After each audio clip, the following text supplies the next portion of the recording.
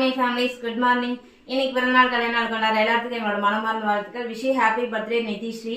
லைஃப்லாம் ஹாப்பியாக சந்தோஷமாக இருக்கணும்.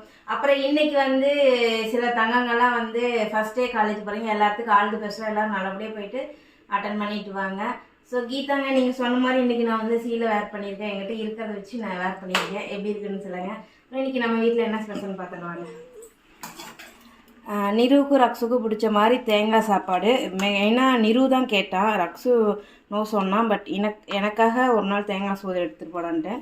அதுக்கு பார்த்திங்கன்னா பீக்கிங்க தேங்காய் துருவி போட்டு வணக்கியிருக்கேன் 2 பேர்த்துக்கும். கொள்ளு லைட்டாக உப்பு போட்டு அவிச்சு வச்சுருக்கேன்.